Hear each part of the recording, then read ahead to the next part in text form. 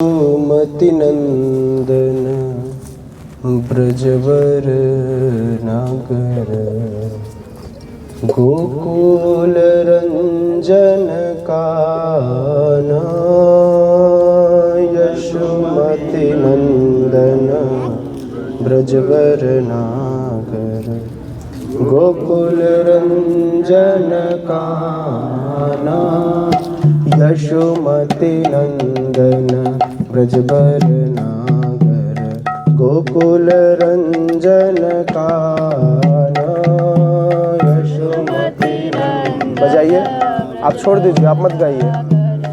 गोकुल रंजन काना गोपी परान बदन मनोहर कालन विधान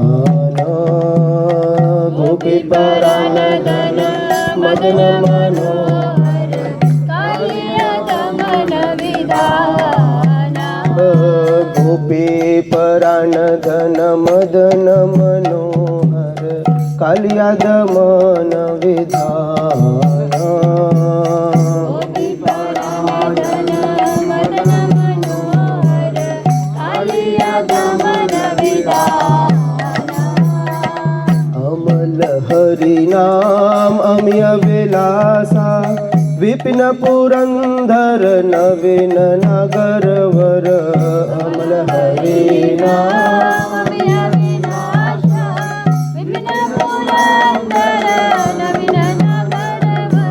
अमल हरि नाम अमिय विलासा विपिन पुरंदर नवीन नागर वर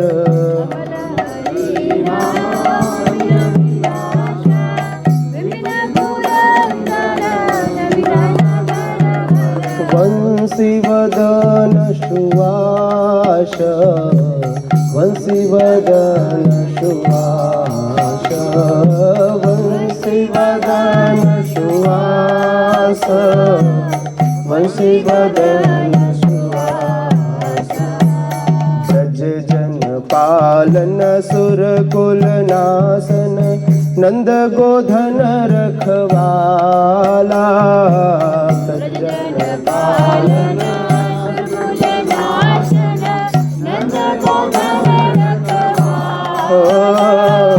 ब्रज जन पालन सुरकुल नासन नंद गोधन रखवाला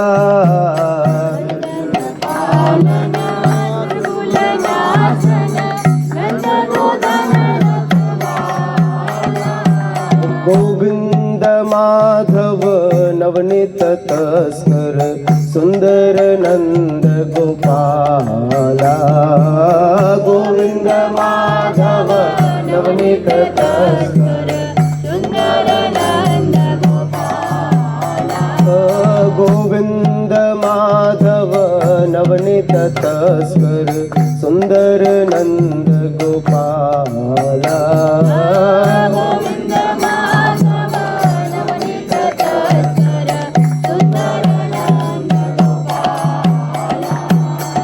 यमुना तट चर गोपी बसन हर रास रोसिक कृपामय यमुना तट चर गोपी बसन हर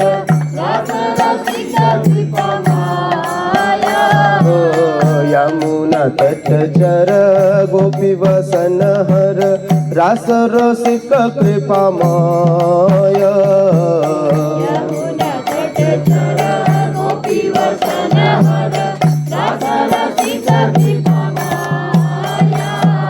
श्री राधा वल्लभ वृंदावन नटवर भक्ति विनोदासय श्री राधा वल्लभ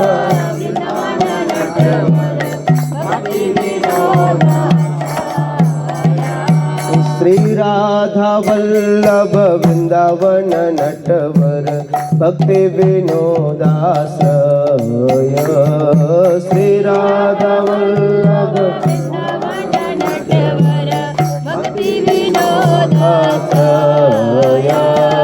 यशोमति नंदन ब्रजवर नागर गोकुल रंजन का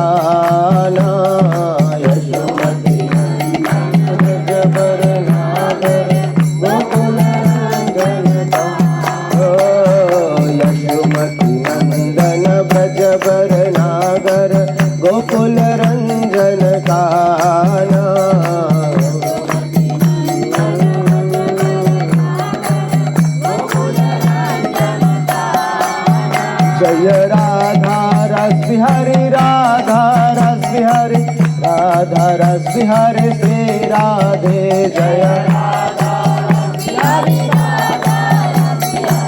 राधा रस बिहारी जय गौरा निताय जय गौरा निताय गौरा निताय जय गौरा निताय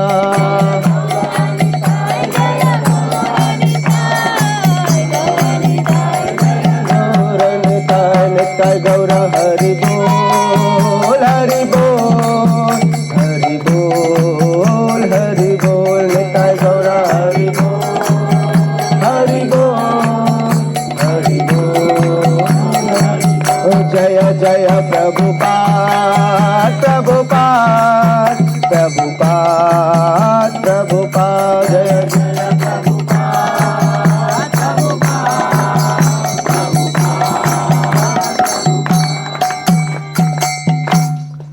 जय श्री श्रीधराज बिहारी भगवान की युग धर्म हरिनाम संकीर्तन की युग धर्म प्रवर्तक श्री गौरांग महाप्रभु की श्री गौर निताय भगवान की जगत गुरु श्रील प्रभुपाद की निताय निताय गौर प्रेमानंदे जय श्रीमती राधा रानी की हरे कृष्णा ओम अज्ञानतिमिरन्धस्य ज्ञानञ्जन शलाकया चक्षुरुन्मीलितं येन तस्मै श्रीगुरवे नमः नमो विष्णुपादाय कृष्णपृष्ठाय भूतले श्रीमते भक्तिवेदांत स्वामिनिति नामिने नमस्ते सारस्वती देवे गौरवाणी प्रचारिणे निर्विशेष शून्यवादे पाश्चात्य देशतारिणे जय श्री कृष्ण चैतन्य प्रभु नित्यानंद श्री अद्वैत गदाधर शिवासादि गौर भक्त वृंद हरे कृष्णा कृष्णा कृष्णा हरे हरे हरे राम राम राम हरे हरे हरे कृष्णा। स्वागत है आप सबका भगवान के परम धाम गोकुल धाम में। श्री गोकुल धाम की कहते हैं यह गोकुल, वो जो गोलोक है ना, गोलोक का जो स्वरूप है, गोलोक जो आया वो गोकुल के स्वरूप में आया। तो गोलोक वृंदावन गोकुल का मतलब गोकुल यह जो है वो गोलोक वृंदावन की कॉपी है ना, वही गोलोक वृंदावन गोकुल के स्वरूप में आया है। थोड़ा सा उसका इको कम कर दीजिए। हरे कृष्णा कृष्णा कृष्णा हरे हरे हरे राम राम राम हरे हरे। तो सर्वप्रथम हम गोकुल आने से पहले कहाँ आए? सर्वप्रथम हम गए थे रावल, कल हम गए थे नंदगांव और बरसाना। तो श्रीमती राधा रानी का जन्म हुआ, प्राकट्य हुआ कहाँ? रावल में। और उसके बाद और कम करो या फिर मेरे तरफ से उधर घुमा दो।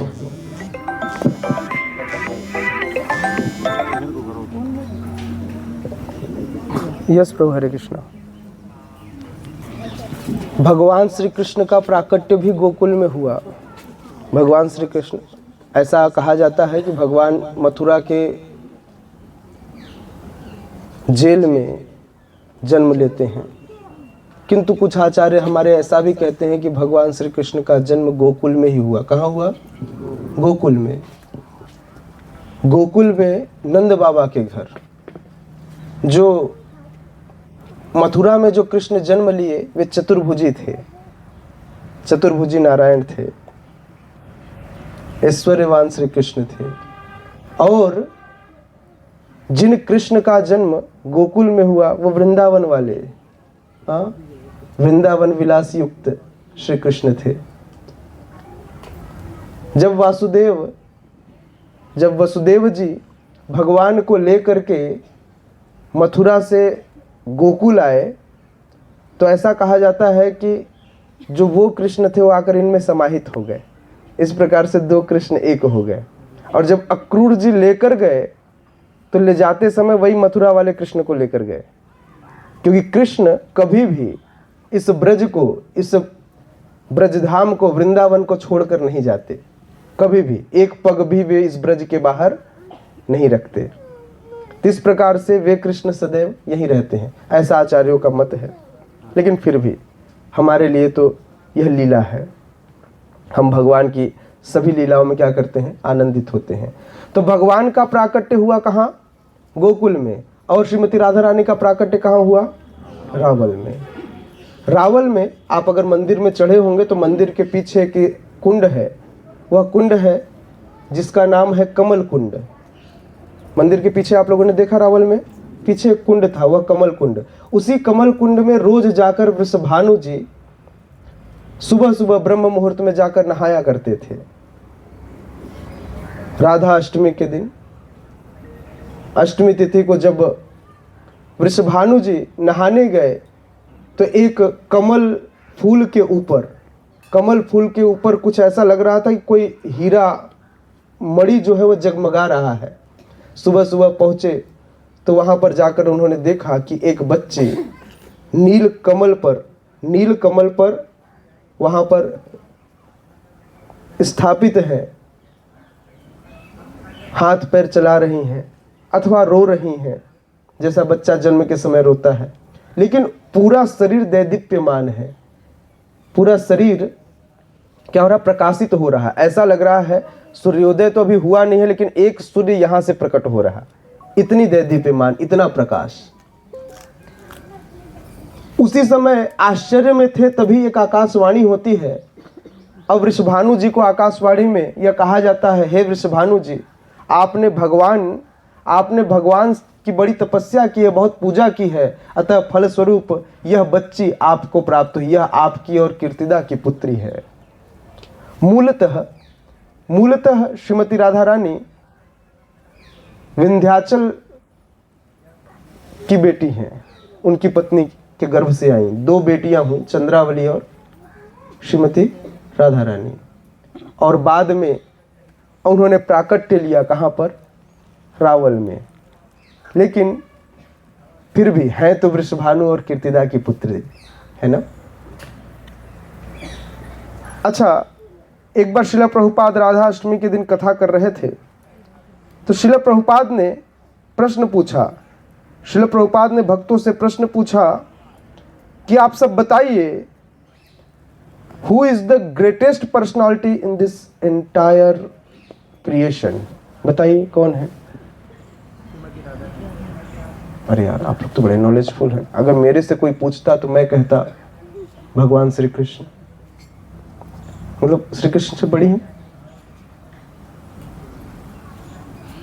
श्रील प्रभुपाद ने प्रश्न पूछा भक्तों से, वैसे भी हम लोग अनुयायी हैं किनके, श्रील प्रभुपाद के। तो बोले इस पूरे एंटायर क्रिएशन का जो ग्रेटेस्ट पर्सनालिटी है वो कौन है। तो एक भक्त ने कहा भगवान श्री कृष्ण। तो प्रभुपाद बोलते हैं रॉन्ग, गलत। तो बोले प्रभुपाद, आज तक हमने यही सुना है क्या, Krishna is the supreme personality of God है ना, और आप कह रहे हैं कि हम गलत कह रहे हैं, तो फिर सही क्या है। तभी एक दूसरा बुद्धिमान भक्त आया, उसने कहा नहीं प्रभुपाद, हम समझ गए आप क्या पूछना चाह रहे हैं। बोले चैतन्य महाप्रभु, गौरांग महाप्रभु की।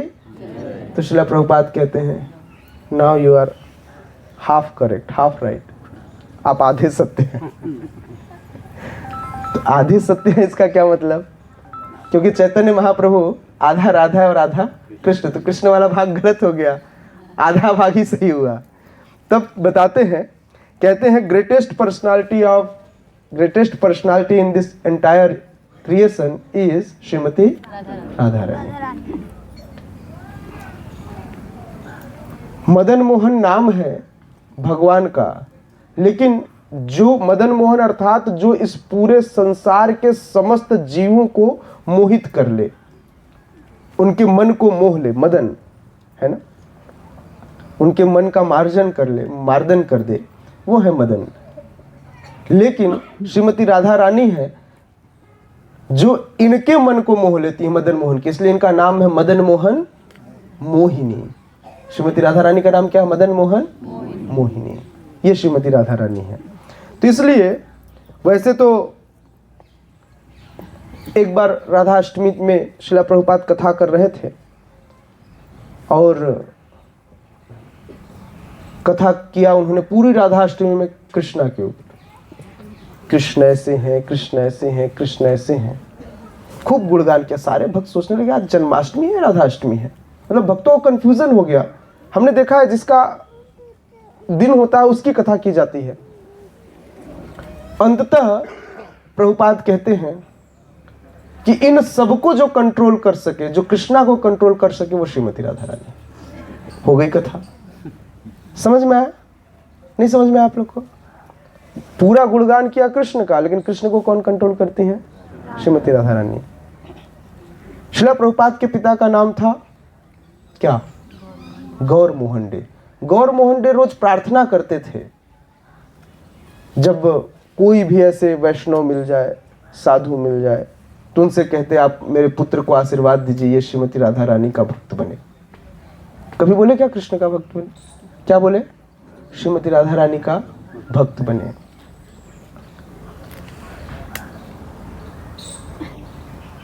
समस्त गुणों का वास, समस्त गुणों का वास, एकला ईश्वर कृष्ण आर सब भृत्य, जाके जैसे नाचाए ताछे करे नित्य। यही सुना है हम लोगों ने। लेकिन तत्व की दृष्टि से यह बात बिल्कुल सही है। तत्व की दृष्टि से कृष्ण से सुप्रीम कोई नहीं है। लेकिन रस की दृष्टि से, अगर रस की दृष्टि से देखा जाए तो श्रीमती राधा रानी सुप्रीम है।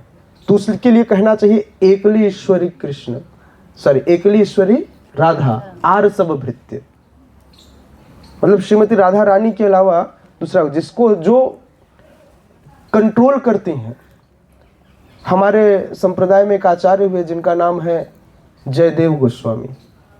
जयदेव गोस्वामी एक श्लोक लिख रहे थे, और एक श्लोक लिखते लिखते अचानक ही उन्होंने ऐसा श्लोक लिखा, उनके मन में पता नहीं कुछ तो ऐसा चला। तो श्लोक में लिखते हैं, स्मरम गरल खंडनम मम शिरसि मंडनम देहि पद पल्लव उदारम ज्वलति मयि दारुणो मदन कदना नलो हर तुतदुपाहित विकारम। गीत गोविंदम का यह श्लोक है, जिसका मतलब है कि श्रीमती राधा रानी ने अपने चरण कमल कृष्ण के सिर पर रख दिए। अचानक जयदेव गोस्वामी को ऐसा लगा ये मैं क्या लिख दिया, ऐसा कैसे हो सकता है? राधा रानी भगवान श्री कृष्ण के क्या है? परम भक्त हैं। वो अपना चरण कैसे कृष्ण के सिर पर रखेंगे? कृष्ण कैसे अपने सिर पर उनका चरण धारण करेंगे? ये तो गलत हो गया। लगता है बोले मैं पागल हो गया हूं। तो वो उसको वहीं छोड़कर, उस पंक्ति को अधूरा छोड़कर, जो उनके दिमाग में आया अधूरा छोड़ करके और चले गए। बोले मैं नहा कर आता हूं, फिर से फ्रेश माइंड से लिखूंगा। तो जयदेव गोस्वामी ने इस लाइन को पूरा नहीं किया, इस पूरे श्लोक को पूरा नहीं किया। पहला लाइन लिखा, दूसरी लाइन को छोड़ दिया। जैसे जयदेव गोस्वामी नहाने के लिए नदी के तट पर गए, भगवान श्री कृष्ण जयदेव गोस्वामी का स्वरूप लेकर आ गए और उन्होंने लाइन को पूरा कर दिया। उन्होंने कहा जयदेव जो तुम लिख रहे हो यह गलत नहीं है। तो उन्होंने पूरा किया। बोले यह बात सही है कि मैं श्रीमती राधिका के चरण कमलों को अपने शीश पर धारण करता हूं। तो इस प्रकार से सदैव भगवान, मतलब रस की दृष्टि से जो रस है, जो आनंद रस है, मतलब सब कुछ कृष्ण समझते हैं एक अकेली श्रीमती राधा रानी को छोड़कर। बाकी सब कुछ कृष्ण को सब कुछ पता है, लेकिन तत्व की दृष्टि से श्रीमती राधा रानी के अंदर जो रस है, जो प्रेम रस है, उस प्रेम रस को आज तक कृष्ण पार नहीं पा पाए। उस प्रेम को पाने के लिए ये स्वरूप भी धारण किया, उस प्रेम को समझने के लिए गौरांग स्वरूप भी धारण किया, लेकिन फिर भी अभी भी वह चीज नहीं पाए। समझ में आ रहा है? क्योंकि इसमें भी आधी राधा है है ना? श्री कृष्ण चैतन्य राधा कृष्ण नहीं अन्य, है ना? कौन है ये? राधा और कृष्ण से अलग नहीं है। अच्छा, वैष्णव कहते हैं वो जो विष्णु के फॉलोअर होते हैं। कार्ष्ण कहते हैं उनको जो कृष्ण जी के फॉलोअर हैं। लेकिन हम लोग कौन हैं? हम लोग हैं राधा और कृष्ण के फॉलोअर। तो हमको कहते हैं गौड़ी वैष्णव। हम लोग गौड़ी वैष्णव, हम लोग केवल वैष्णव नहीं, हम लोग क्या है? गौड़ी वैष्णव। गौड़ी वैष्णव न तो हम कृष्ण को फॉलो करते हैं न राधा रानी को, हम दोनों को फॉलो करते हैं। हम चैतन्य महाप्रभु को फॉलो करते हैं, इसलिए हम हैं गौड़ी वैष्णव। है ना। तो इस प्रकार से बहुत सारी है श्रीमती राधा रानी की यदि महिमा गाया जाए, श्रीमती राधा रानी की महिमा यदि गाई जाए तो राधा रानी के अंदर 25 विशेष गुणों का स्वरूप है, 25 कलाएं कही गई हैं, और भगवान के अंदर 64 विशिष्ट गुण हैं, है ना। लेकिन श्रीमती राधा रानी का एक गुण 64 के ऊपर भारी है। हाँ। अच्छा, राम जी का गुणगान करना हो तो कोई कैसे करे? तो एक व्यक्ति ने राम जी का गुणगान करना शुरू किया, तो राम जी के गुणगान में उसने बताया रावण महाप्रतापी था, रावण प्रचंड विद्वान था, खूब गुणगान किए, रावण के अनेकों गुण बनाए, बोले और इतना शक्तिशाली था जिसको कोई नहीं हरा सका। अंततः राम जी ने उसे मार दिया। समझ में आया? तो इस तरह से गुणगान कैसे हो, गुणगान कैसे हो, तो यह तरीका है ना। श्रीमती राधा रानी का गुणगान तो सुखदेव गोस्वामी भी ना कर सके, उन्होंने राधा नाम भी नहीं लिया, उनको पता था मैं राधा नाम लूंगा तो मैं भावावेश में चला जाऊंगा, तो उन्होंने पूरे श्रीमद् भागवतम में कहीं राधा नाम ही नहीं लिया। किसी श्लोक में सूक्ष्म स्वरूप में राधा आ भी गया, अलग अलग पार्ट में रा और धा, तो वहां पर सुखदेव गोस्वामी बड़े उस समय भी, मतलब उस समय उनका भाव ऐसा हो गया कि ऐसा लग रहा था मूर्छित हो जाएंगे। यह बहुत मुश्किल है ना, श्रीमती राधा रानी को समझना, और हम जैसे अल्पज्ञों की बुद्धि से समझना तो बहुत मुश्किल है। तो इसलिए बहुत कम चर्चाएं होती हैं हम गौड़ी वैष्णव के बीच में श्रीमती राधा रानी की। हम श्रीमती राधा रानी का नाम भी राधा में डायरेक्टली ना लेके हम कहते हैं हरे कृष्ण, हम हरे कहते हैं। हरे मतलब जो हे श्रीमती राधा रानी, क्योंकि श्रीमती राधा रानी का नाम है हरा, है ना, हरा, तो संबोधन करते हैं हे श्रीमती राधा रानी, बड़े प्रेम से, हम बोले आप ही समझ सकते हैं, ये संबोधन है ना। तो श्रीमती राधा रानी का प्राकट्य हुआ। श्रीमती राधा रानी ने नेत्र नहीं खोले थे, क्योंकि उन्होंने भगवान से, गोलोक वृंदावन में भगवान श्री कृष्ण यहाँ आने की प्लानिंग करने लगे कि मुझे अभी लीला करने के लिए कहाँ जाना है, नीचे धराधाम पे। तो श्रीमती राधा रानी बोले ठीक है, आप जाना चाहते हैं जाइए। पहले तो पत्नियां ऐसी ही होती हैं, पहले प्रेम से कहते ठीक है जाना चाहते हैं जाइए। भगवान बोले आज बड़ा अच्छे से परमिशन मिल गया, तो पीछे से कहती बस एक चीज जान लीजिएगा, यदि आप यहां से छोड़कर गए तो एक क्षण भी मैं अपना शरीर धारण नहीं करूंगी। ये अच्छी परेशानी है, पहले परमिशन दे दिया और अब बोल रहे हैं हो गया। छोटा सा सेवा राशि लगेगा, हाँ कर देंगे, हो जाएगा ना, छोटा और मोटा कर लेंगे, कोई छोटा मतलब छोटा ही है ना। हाँ ठीक है, ये छोटा था। हरे कृष्णा।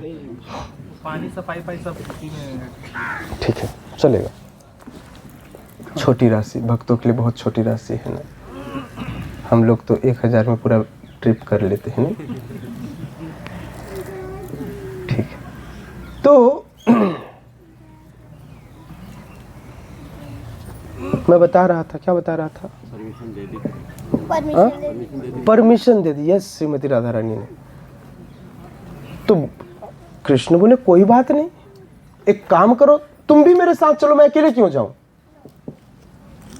माताएं बड़ी डेंजरस होती हैं। बोले नहीं मैं नहीं जाऊंगी, मुझे गोलोक छोड़कर कुछ और नहीं भाता। बोले खुद जाओगी नहीं, मैं जाऊंगा, मुझे जाने नहीं दोगे। भाई मैं करूं तो करूं क्या?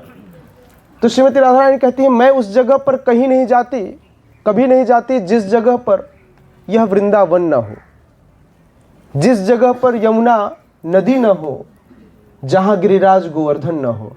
कृष्णा मुस्कुराए और बोले चिंता न करो, मैंने सब पहले ही इंतजामात कर रखा है, सबको पहले ही भेज दिया है। श्रीमती राधा रानी बोले ओके फिर तो चलेंगे, है ना। तो श्रीमती राधा रानी अब बोली एक शर्त है। तो बोले अब सब बात हो गई, अभी भी शर्त है? अब कौन सी शर्त? बोले शर्त यह है जब मैं वहां जाऊं तो मैं उस संसार में सर्वप्रथम जब आंखें खोलूं तो मेरे सामने आप हो। कृष्ण बोले ओके। तो अब श्रीमती राधा रानी जब यहाँ प्रकट होती हैं रावल में तो उनकी आंखें बंद थी, उनकी आंखें बंद थीं। श्रीमती राधा रानी ने किसी को नहीं देखा। वृषभानु जी, माता कीर्तिदा, बच्ची की उस सूरत, उनकी प्रेजेंस के कारण घर पे माहौल तो बड़ा एकदम उत्सव वाला था, लेकिन इनका हृदय बड़ा कष्ट में था क्योंकि बच्ची की आंख नहीं खुली थी। सबको लग रहा था ये नेत्रहीन है, आंखें ही नहीं है। हाँ? लेकिन उनके प्रेजेंस के कारण पूरा का पूरा यह जो क्षेत्र था वह अपने आप महिमावान हो गया था। पूरे सब तरफ माहौल एकदम पॉजिटिव वाइब्रेशन हो गया था। हाँ? खुशी का माहौल था, उत्सव। क्या उत्सव करे, नारद मुनि को पता चल गया कि प्राकट्य हुआ है राधा रानी का। ढूंढते ढूंढते हर घर में जाते, कहाँ हुआ है ये नहीं पता था। तो पहुंचे, जब पहुंचे वृषभानु जी के घर पे तो नारद मुनि से वृषभानु जी बड़े आदर सत्कार के साथ बात किए, लेकिन चेहरे पे खुशी नहीं दिखी। तो नारद जी बोले, यार ऐसा लग रहा है कि प्रेजेंस तो यही है, लेकिन वो खुशी इनके चेहरे पे नहीं। अगर राधा रानी होती तो ये खुश होते। लेकिन फिर भी संकोचवश पूछा कि वृषभानु जी, एक मन में प्रश्न है, संशय है, कुछ पूछूं? तो बोले पूछिए। बोले, आपके घर में किसी बालिका का जन्म हुआ है? तो वृषभानु जी सकुचाए, लजाए, लेकिन बोले मैं क्या बताऊं, इनको बताऊंगा तो नारद है, मतलब खबर पूरी दुनिया में फैलेगी। हमारे बीच में भी कोई ना कोई ऐसा तो होता ही है।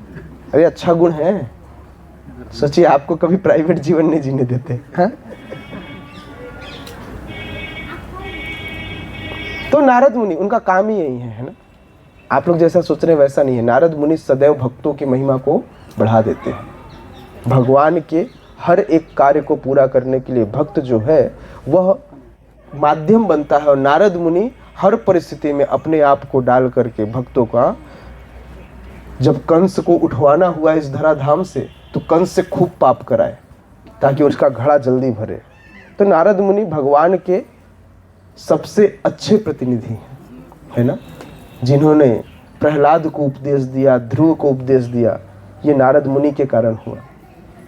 तो नारद मुनि बोले, आप मुझे कृपा करके अपनी बच्ची के दर्शन कराएं। संकोच से वृषभानु जी लेकर के गए और अंदर पालने पे श्रीमती राधा रानी लेटी हुई थी। उनको देखकर के नारद मुनि बड़े खुश हुए।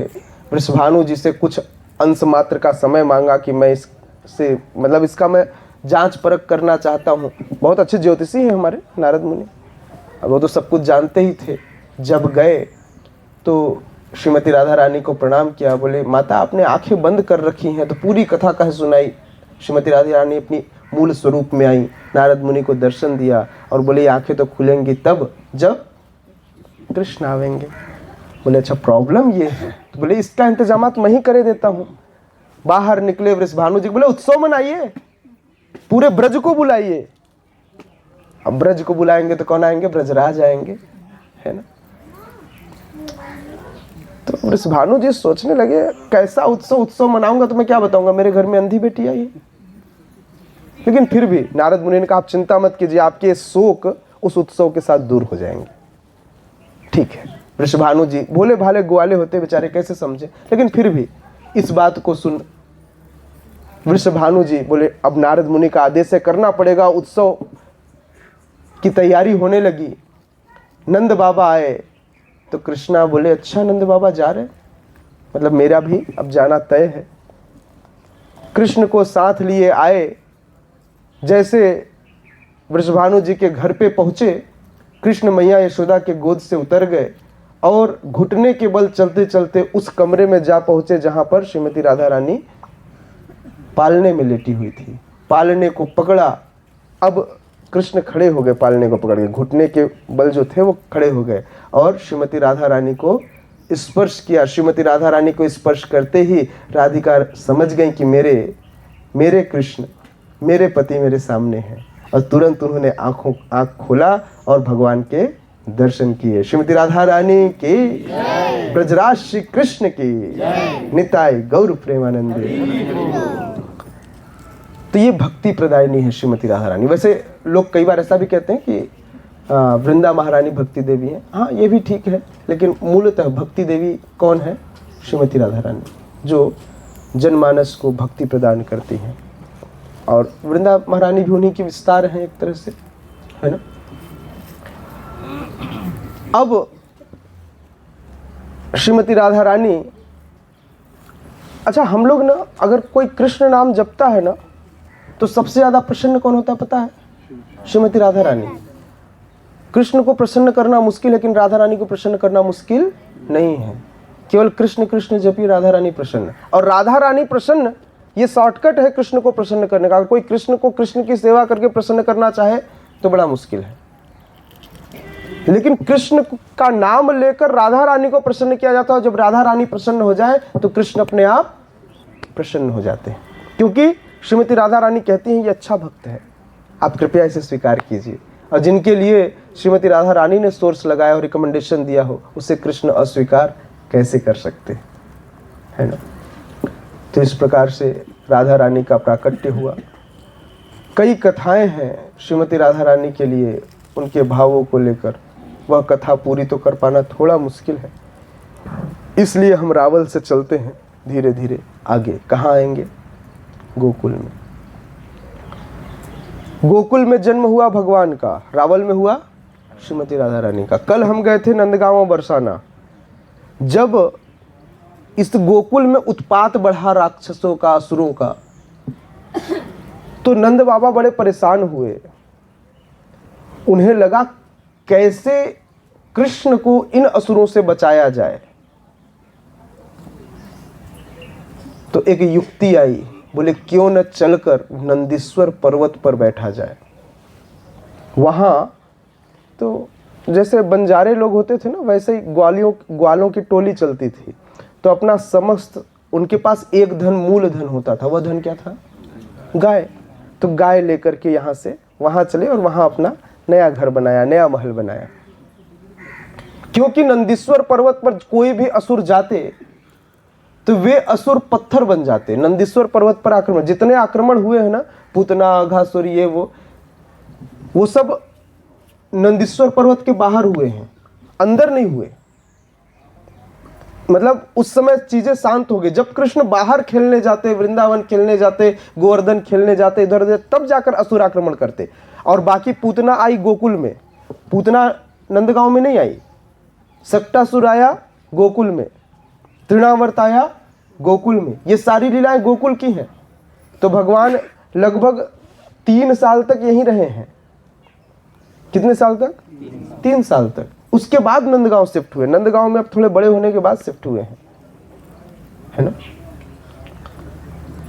तो जब भगवान गोकुल से नंदगांव शिफ्ट हुए, तब वृषभानु जी रावल से बरसाना शिफ्ट हुए। पहले देख रहे हैं ना, गोकुल के बगल में रावल है और नंदगांव के बगल में बरसाना है। तो पहले यहाँ रहते थे, और बाद में जब यहाँ से शिफ्टिंग हुई तो श्रीमती राधा रानी भी शिफ्ट हो गई यहाँ से बरसाना। तो ये दोनों ही श्रीमती राधा रानी का धाम है, रावल और बरसाना। और गोकुल और नंदगांव दोनों भगवान का विशेष धाम है। अभी गोकुल में आप जिस क्षेत्र पर बैठे हैं, यह पूरा नंद बाबा का महल था। कई किलोमीटर में था। ऐसा नहीं कि अब जिनके पास 9 लाख गाय हों तो फिर कुछ बैल भी रहे होंगे, कुछ बछड़े भी रहे होंगे, समझ रहे ना। मतलब 9 लाख मतलब काउंटिंग, वो 9 लाख कहने का 9 लाख था, उनके पास 90 लाख रहे होंगे, कहने के लिए 9 लाख थे। और उनसे भी ज़्यादा तो वृषभानु जी के पास गाय थी, क्योंकि वृषभानु एक पदवी है। जिस ग्वाले के पास सबसे ज़्यादा वृषभ हों उसे कहा जाता है वृषभानु। मतलब वृषभों का भानु मतलब राजा, उसे कहते हैं वृषभानु। तो नंद बाबा से ज़्यादा वृषभानु जी के पास गाय बछड़े, मतलब धन संपदा ज़्यादा थी। बेटी पक्ष बड़ा है यहाँ, है ना।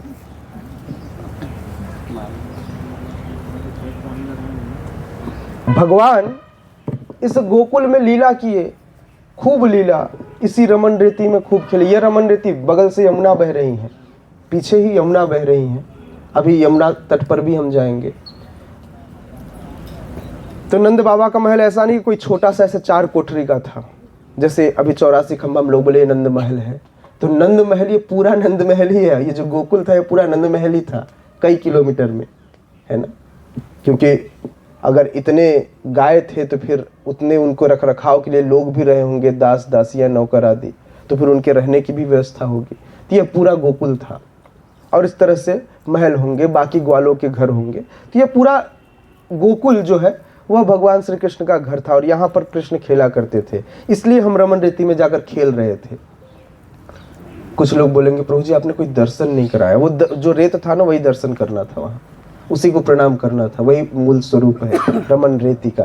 क्या उस रेत में रमण करते हैं? कौन? हमारे राधा रमन रमन करते हैं, खेलते हैं।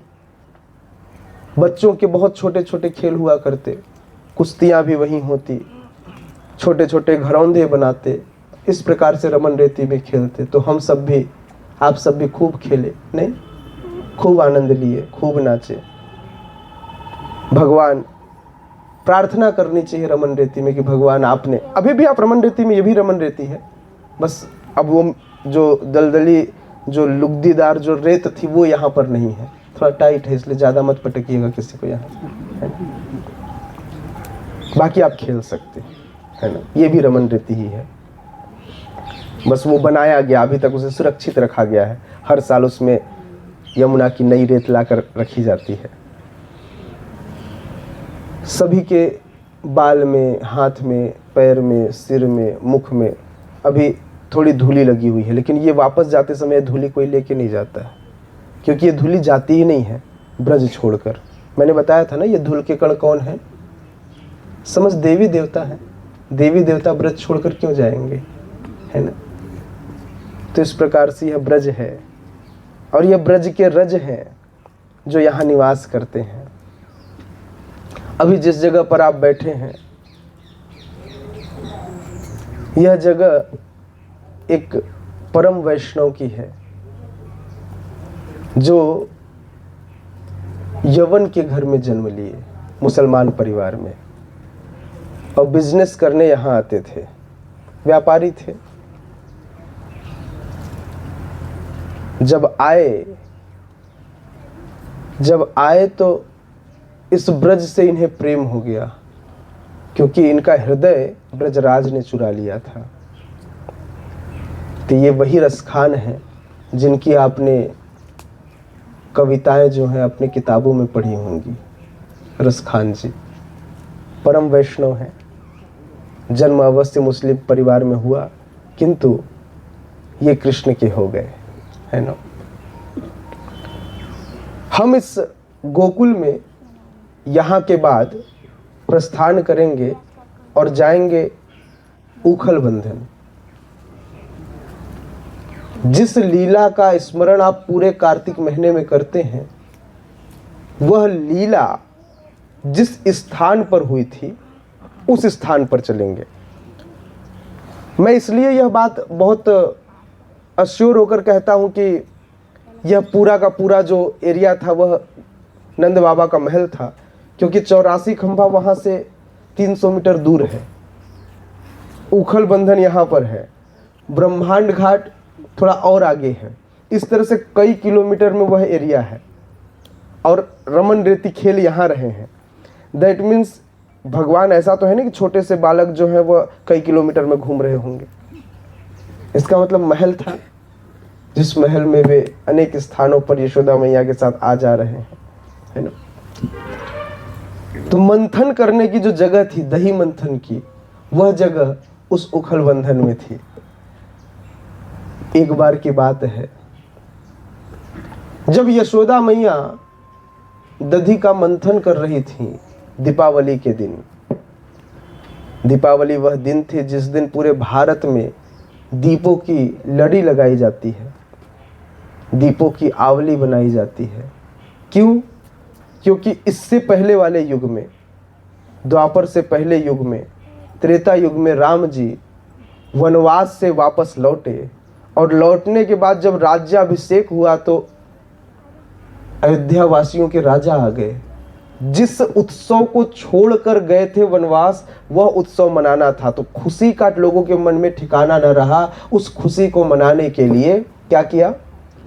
हर घर को सजाया गया प्राकृतिक तरीके से, चाइना वाले लाइट से नहीं, किससे? दीपों से। दीपों से सजा करके घर को सुगंधित जल से छिड़काव किया गया। घर के बाहर ऑस्पेशियस पवित्रता को बढ़ाने के लिए नारियल के पत्ते रखे गए, आम के तोरण बनाए गए और पूरे घर को अति शुभदा प्रदान करने वाली वस्तुओं से निर्माण किया गया। हर घर में शंखनाद हुआ, हर घर में गुणगान हुआ। किनका? राम जी का। तो यह समय था दीपावली का जब यशोदा मैया के घर में भी क्या होना था? दीपोत्सव होना था। तैयारियां चल रही थी। दास दासियों को भी छुट्टी दिया गया था कि आप अपने घर का सेवा निपटा के आओ। आज स्वयं अश्वगंधा गाय का दुग्ध से बना हुआ दही का मंथन कर रही थी यशोदा मैया। यह अश्वगंधा गाय बड़ी विशेष थी, जो भगवान श्री कृष्ण के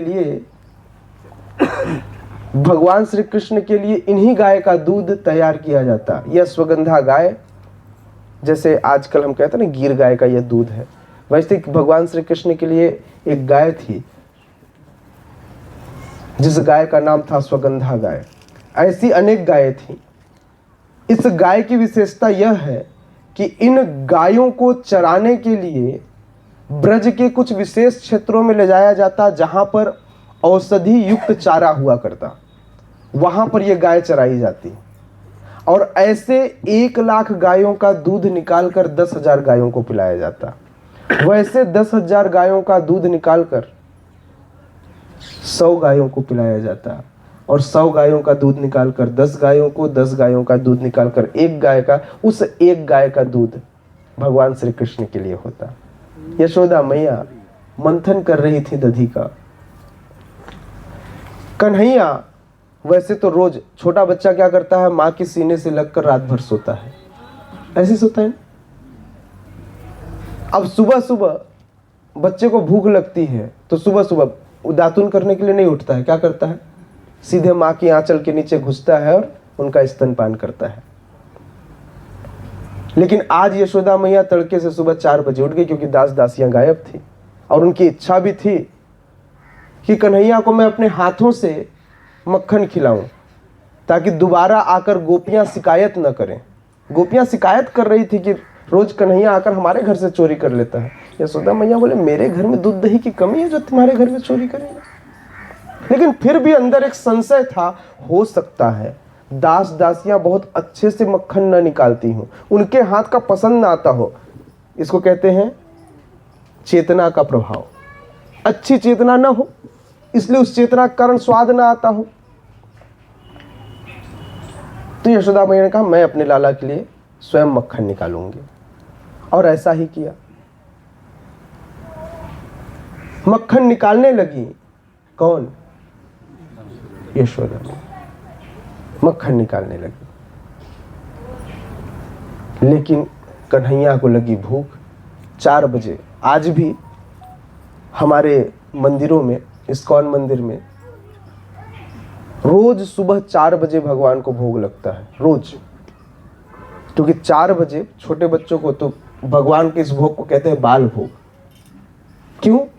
क्योंकि भगवान सुबह सुबह बालक के स्वरूप में होते हैं, तो बालक स्वरूप में बच्चों को सुबह सुबह 4 बजे ही लग जाती है भूख। तो इसलिए भगवान को, और कैसे भोग लगता है सुबह? सुबह वही दूध वाली स्पेशल भोग, रसगुल्ला, रसमलाई, रबड़ी, खीर, दूध, कंडेंस मिल्क, पेड़ा, मतलब सारे ऐसे दूध के आइटम। अब छोटे बच्चे के लिए मूलतः दूध के आइटम सुबह सुबह खिलाए गए। कन्हैया के लिए भी यशोदा मैया का स्तनपान करना ही वही सब माल मलाई था। लेकिन जब भूख लगी तो यशोदा मैया गायब, है ही नहीं बिस्तर पे। अब क्या करें? अब क्या करें? अब तो कन्हैया की आंखें खुल गई। बच्चा ना आंख बंद करते हुए माँ को टटोल लेता है। जब यशोदा मैया को टटोले, जब यशोदा मैया नहीं दिखी, तब जाकर आंख खोला, बोले कहाँ है, देखे तो बिस्तर से गायब। तो बाहर से छन छन की आवाज आ रही थी, कोई गीत गा रहा था। हाँ क्या, छोटो सो मेरो, छोटी छोटी गैया, छोटे छोटे ग्वाल, और छोटो सो मेरो मदन गोपाल। तो बाहर यशोदा मैया गा रही थी गीत। उनके छोटों के अभी तक की जितनी लीलाएं हुई थी, उन लीलाओं को गीत में पिरोकर यशोदा मैया गा रही थी। हाँ?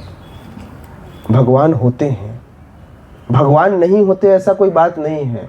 अगर आप सोचें कि भगवान, बोले आप लोग तो ब्रज में कमाने ले जाते हो, लोगों की ऐसी सोच हो सकती है। और यहाँ पंडा लोग लूट भी लेते हैं, किसी को पकड़ लिए तो छोड़ते भी नहीं। तो हम ब्रज में कृष्ण का प्रेम लेने आते हैं, इसलिए ब्रज को आंखों से मत देखिए। साधुओं के मुख से निकले वाणी को अपने कानों में धारण कीजिए और कान से देखने का प्रयास करेंगे, तब आपको जितने तीर्थ और जितने धाम हैं, यह आपको अपना स्वरूप रिवील करके दिखाएंगे। नहीं तो अपना स्वरूप किसी को भी नहीं दिखाते। कुछ लोग आते हैं घूमने, तो जो घूमता है उनको भगवान घुमा देते हैं, समझ गए ना। और कुछ लोग आते हैं भजन करने, उनका जो प्रेम लेने आएगा उनको प्रेम मिलेगा, जो घूमने आएगा या ज्ञान बांटने आएगा। मैं आपको ज्ञान नहीं बांट रहा है ना, मैं तो आपके जरिए कथा सुनने का प्रयास कर रहा हूं, है ना। तो कथा सुनिए और कथा सुनिए, बात कीजिए भाई। इतने देर में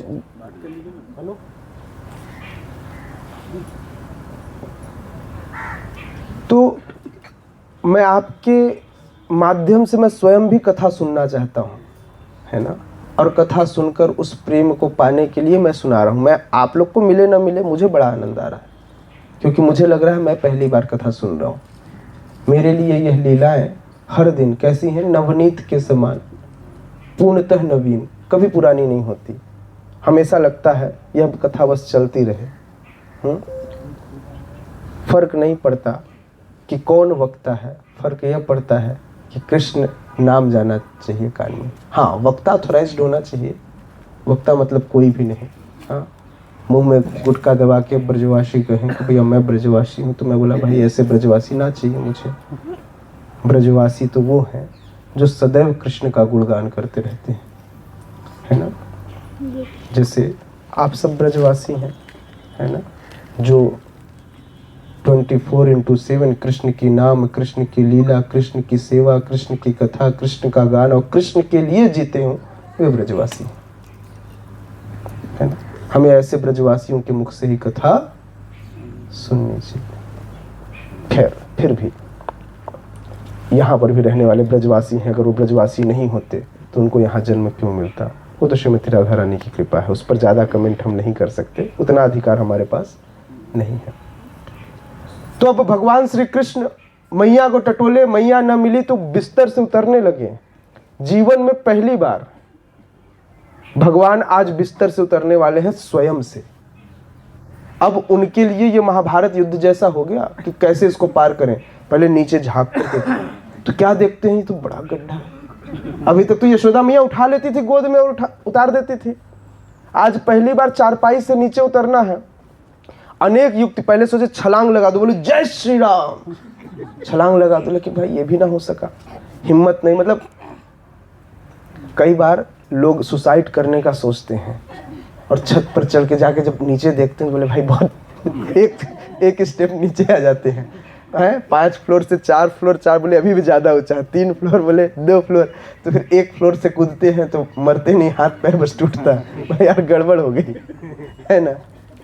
कन्हैया बोले भाई ये कूदने वाला जो है कूद ना पाएंगे। हाँ, तो कूदने वाला जो आइडिया था उसको ड्रॉप कर दिया। फिर बोले अब क्या करो, युक्ति लगाई। तकिया नीचे फेंका, हाँ बोले भाई नीचे थोड़ा मलमली चीज आ जाए, लेकिन फिर भी कूद ना पाए। अब धीरे से लटक गए। जब बिस्तर में पेट के बल आए, ऐसे पलटी मारा और आकर लटक गए, हाथ ऊपर पैर नीचे। अब पैर ऐसे छटपटा रहे जैसे पैर चालने लगे, जमीन पैर से छुए ही ना। बहुत देर तक परेशान किए, बड़ी धीरे धीरे हाथ को सरकाया, तब जाकर नीचे जो तकिया फेंकी थी तकिया में पैर छू गया। अरे हाँ अब ठीक है। तब जाकर पूरे कॉन्फिडेंस के साथ उन्होंने हाथ छोड़ा और जाकर जमीन हाथ लगी, हाँ मतलब जमीन पैर लगी, हाथ ना लगी। क्या लगी? पैर लगी। पहुंच गए। अब नीचे पहुंचे तो उनका जो ऐसे स्वरूप था ना, आज मैंने जंग जीत लिया, स्वयं से उतरा हूं, समझ रहे? आज स्वयं से कृष्ण क्या हुए? उतर गए, है ना। आज जंग जीत लिया था उन्होंने। अब यह बात मैया को भी दिखानी थी। कोई तो आकर कृष्ण का पीठ थपथपाया और बोले वाह कृष्ण तू तो आज बड़ा हो गया। लेकिन कोई बात ना। एक बार यशोदा मैया कथा सुना रही थी और यशोदा मैया कथा सुनाएंगे तो क्या सुनाएंगे? राम जी की कथा सुना रही थी। बोले राम जी चले वनवास, वहां पर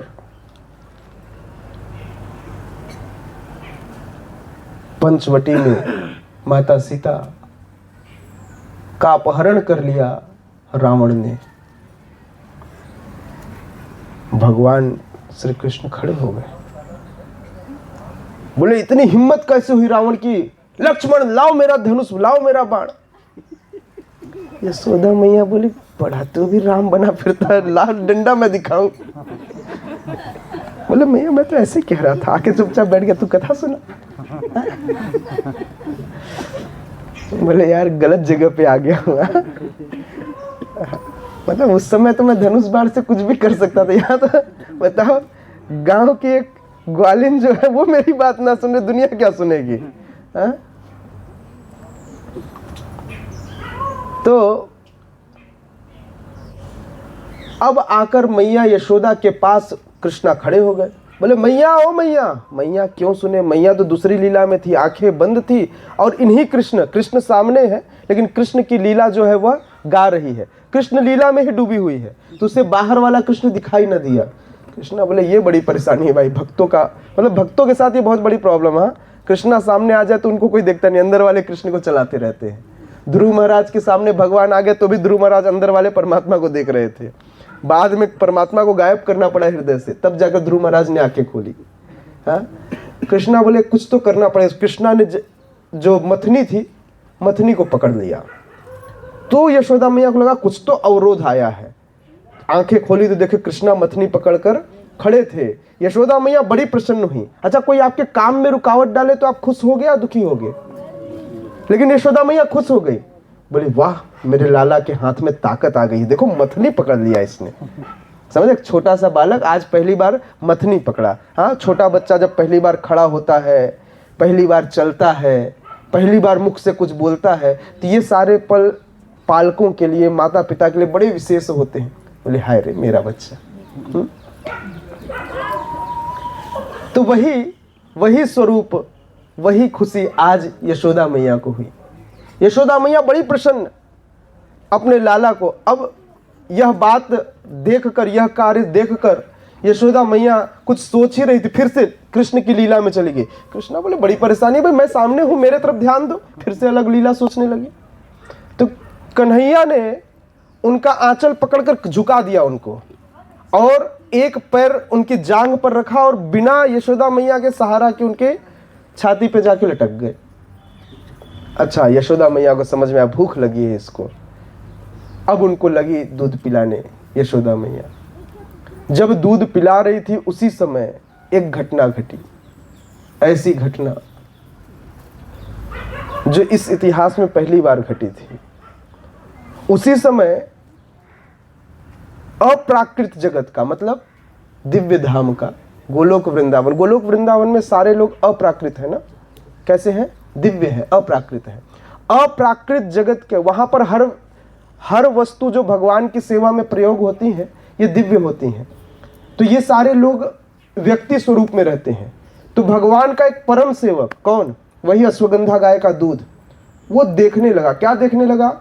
बोले एक है ब्रह्मांड के स्वामी और एक है ब्रह्मांड के स्वामी की माँ। वो उनको लगी है भूख और वे है ब्रह्मांड के स्वामी की माँ जिनके स्तनों से कभी दूध खत्म होगा नहीं। एक पी रहे हैं और दूसरी पिला रही है। इस तरह से आज कृष्ण का भर जाएगा पेट और मैं व्यर्थ हो जाऊंगा। मेरा जीवन तो व्यर्थ हो गया, क्योंकि मुझे भूख लगेगी तो कृष्ण पिएंगे। जब कृष्ण का भूख यशोदा मैया मिटा देंगी तो कृष्ण मुझे पिएंगे नहीं, मतलब मेरा जीवन व्यर्थ हो गया। बोले ऐसे जीवन का क्या फायदा जो कृष्ण की सेवा ना करे, मुझे तो आत्महत्या कर लेनी चाहिए। तो उस दूध ने आत्महत्या करने की सूची, चूल्हे के ऊपर दूध चढ़ा हुआ था तो वह दूध उफान आ गया। ऐसा नहीं कि आग बहुत तेज था, बहुत सीमाच था जिसमें उफान की कोई संभावना नहीं थी, लेकिन अपने जीवन को व्यर्थ जानकर दूध ने आत्महत्या करने की सोची और वह दूध उफान आ गया और वह आग में कूद कर जान देने वाला था। अगर एक वैष्णव के सामने दूसरे वैष्णव को कष्ट हो तो यह अच्छा नहीं है। यशोदा मैया ने देखा, रे ये क्या हो रहा है। यशोदा मैया ने कृष्ण को तुरंत अपनी गोद से उतारा और दूसरे वैष्णव की रक्षा के लिए आगे बढ़ी। जा करके तुरंत ही वहां पर पहुंची। यशोदा मैया आग कम करती, उसे शांत करती, पानी का छिड़काव करती, उससे पहले ही दूध अपने आप नीचे बैठ गया। तो आचार्यगण हमारे वर्णन करते हैं कि क्यों दूध अपने आप बैठ गया। तो कहते हैं अब दूध को बड़ी ग्लानि हुई, हृदय से बड़ा उसे कष्ट हुआ इस बात का कि मैं कैसा भगवान का सेवक हूं कि मैंने भगवान की सेवा में विघ्न डाली। सेवक तो वो होता है जो अपने स्वामी की खुशी के लिए, प्रसन्नता के लिए कार्य करता है। मैं कैसा सेवक, बड़े आनंद से कृष्ण दूध पी रहे थे, सेवा कर रही थी यशोदा मैया, और मैंने उस बीच में खलल डाल दिया। तो बड़े ग्लानि से और शर्म के कारण उसने सिर झुका लिया। जो अभी अहंकार उछल रहा था या जो गुस्सा दिख रहा था, वह गुस्सा शांत हो गया और वो अपने आप बैठ गया। यहां हमारे आचार्य सिद्धांत बताते हैं और कहते हैं कि भगवान की सेवा, सबसे पहले तो भगवान की सेवा में खलल नहीं डालनी चाहिए। अगर कोई सेवा कर रहा हो तो हमें थोड़ी देर ठहर जाना चाहिए। दूसरा, प्रायोरिटी सेट करनी चाहिए। प्रायोरिटी क्या है ना, क्या ज्यादा इंपॉर्टेंट है। अभी यशोदा मैया को ऐसा लगा कि कृष्ण को दूध पिलाने से ज्यादा जरूरी है किसी की जान बचाना, तो इसलिए वो दूध को बचाने से प्रायोरिटी सेट करना चाहिए। तो दोनों ही तथ्य सही है, लेकिन इस तथ्य से अब हमारे कौन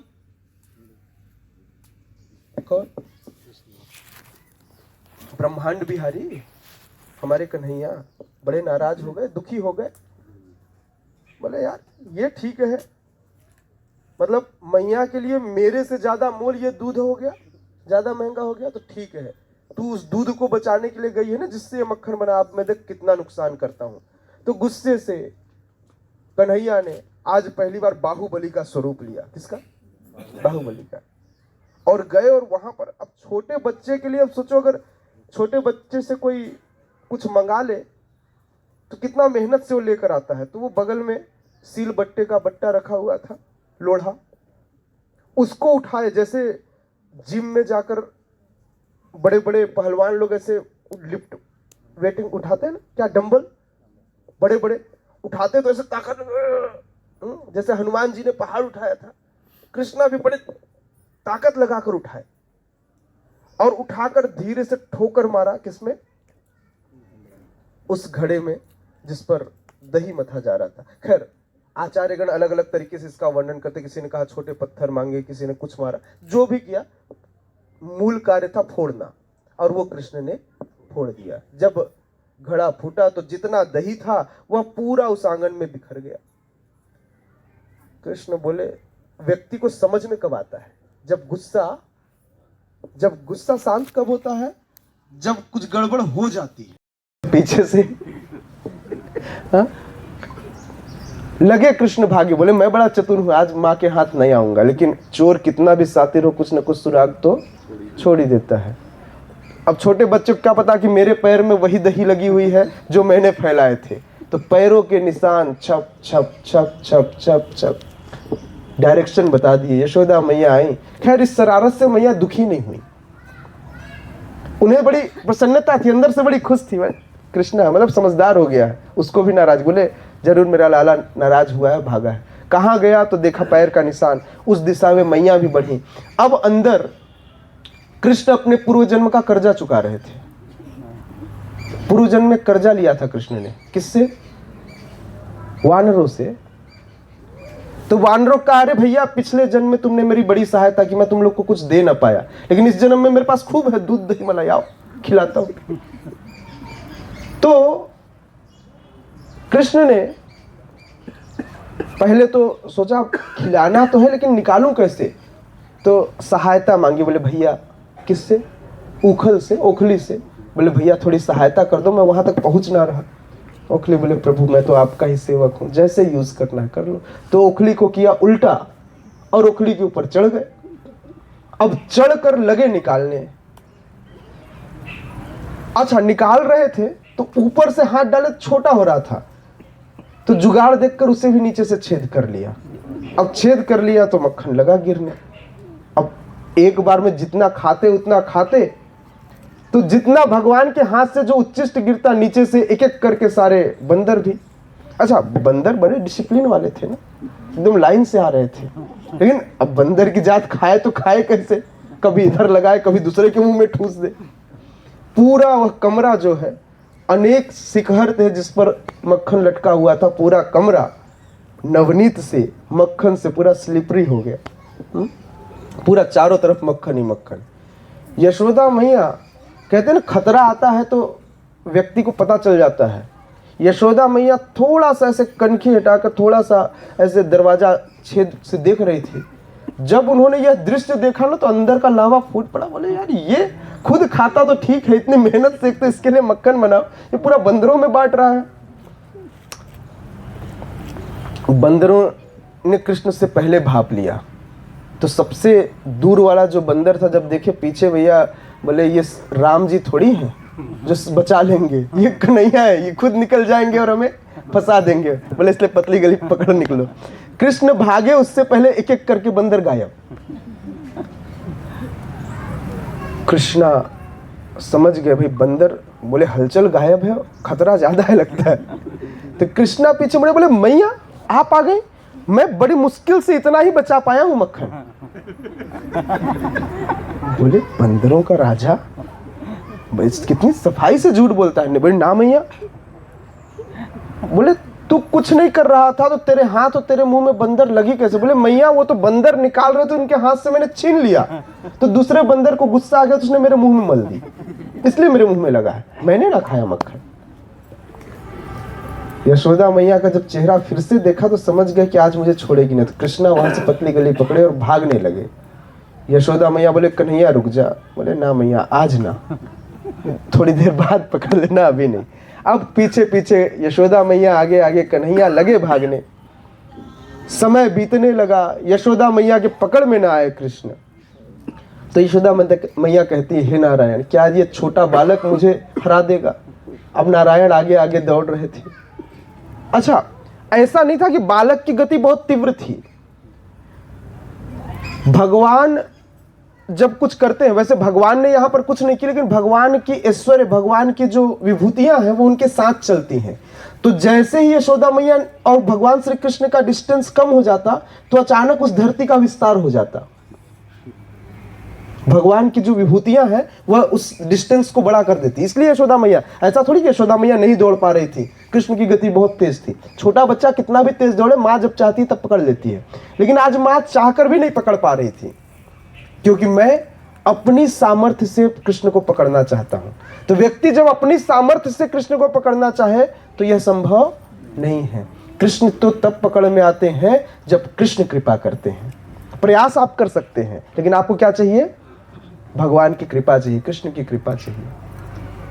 तो इस प्रकार से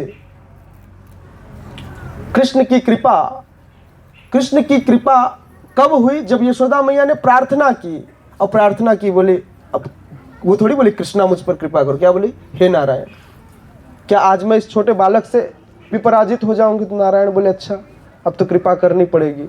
तो कृष्ण जो है वो माता यशोदा के हाथ आ गए, और यशोदा मैया को देखकर कृष्ण के आंखों से दो बड़े बड़े मोती झलकने लगे। हाँ?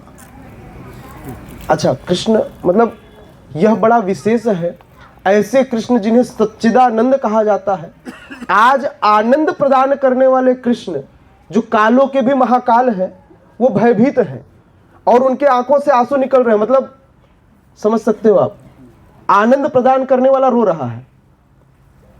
पैसा कौन देता है? जो अमीर होता है। आनंद कौन देता है? जो आनंद का स्वामी होता है। अब यहां वो आनंद देने वाला तो रो रहा है, आपको क्या मिलेगा?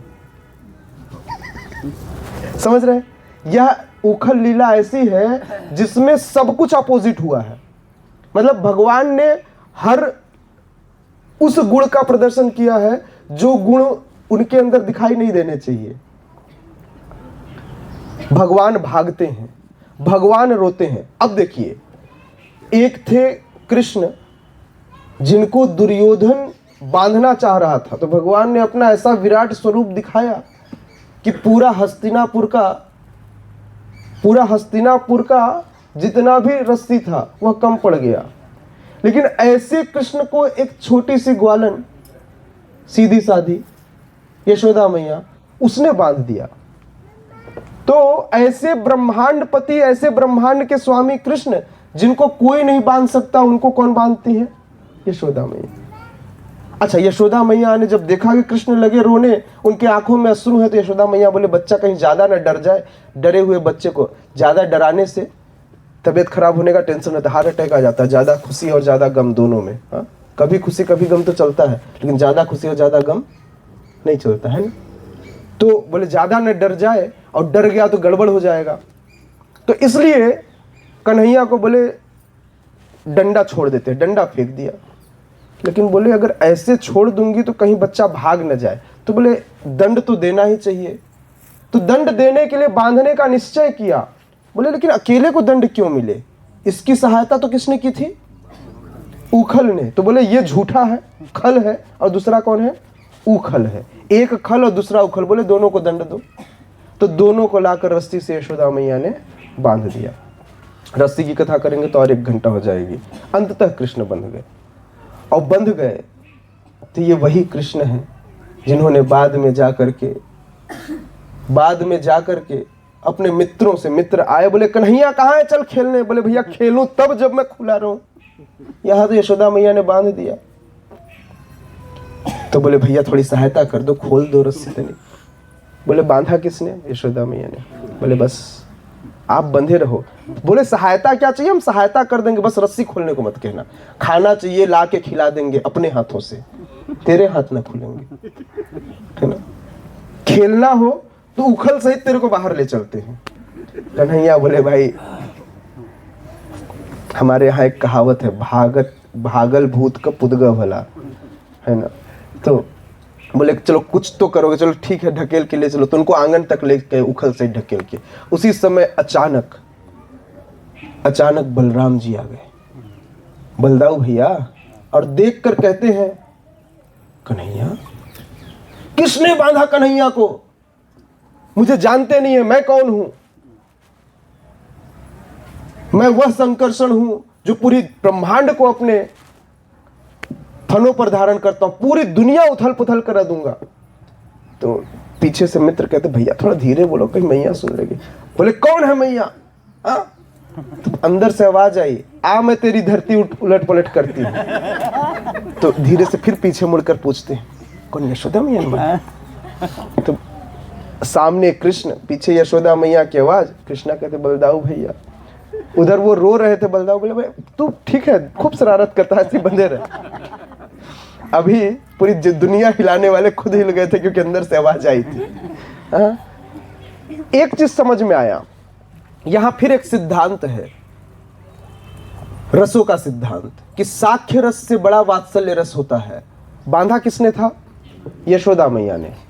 तो कोई भी साख्य रस का व्यक्ति इस बंधन को नहीं खोल सकता। वात्सल्य रस या उससे बड़ा वाला खोल सकता था, लेकिन कोई दूसरा नहीं खोल सकता। समझ में आया? तो इसलिए न तो सखा खोल पाए और न तो भाई खोल पाए। कौन खोलता है यह बंधन? दूसरा वात्सल्य रस, नंद बाबा खोलते हैं, है ना। तो इस प्रकार से यह सिद्धांत है। बाद में इसी स्वरूप से कुबेर के 2 पुत्रों का उद्धार होता है। किसका? नलकुवर और मणिग्रीव का। और उद्धार करके यह दर्शन होगा हमारा उखल बंधन में। हम वहां पर जाएंगे, दीपदान करेंगे, समय नहीं लेंगे, है ना। आप बस से उतरेंगे, अपने अपने दीपों से जाकर आराम से दीपदान करेंगे। हम वहाँ पर 10 मिनट दामोदर अष्टकम गाएंगे, है ना। और तत्पश्चात हम ब्रह्मांड घाट जाएंगे और ब्रह्मांड घाट के बाद चिंताहरण महादेव जाएंगे। चिंताहरण महादेव में जाकर दर्शन करेंगे। वहाँ पर अगर व्यवस्था अच्छी हुई तो जो लोग यमुना स्नान करना चाहें वे कर सकते हैं। अगर व्यवस्था अच्छी हुई तो वो वहाँ पर चलकर हम देखकर बताएंगे, है ना। हालांकि वह घाट अच्छी है, उस घाट पर स्नान किया जा सकता है। और उसके बाद वहाँ से हम चलेंगे दाऊ जी के दर्शन करने। तो कुछ कथा होगी चिंताहरण महादेव में या फिर दाऊ जी में, बाकी कथा करेंगे। अभी है भगवान के महाप्रसाद का समय। महाप्रसादे और खाओ पियो। जगत गुरु श्रील प्रभुपाद की, श्री गोकुल धाम की, उपस्थित गौर भक्त वृंद की, निताय निताय गौर प्रेमानंदे। हरे कृष्णा। तो चलिए प्रसाद है।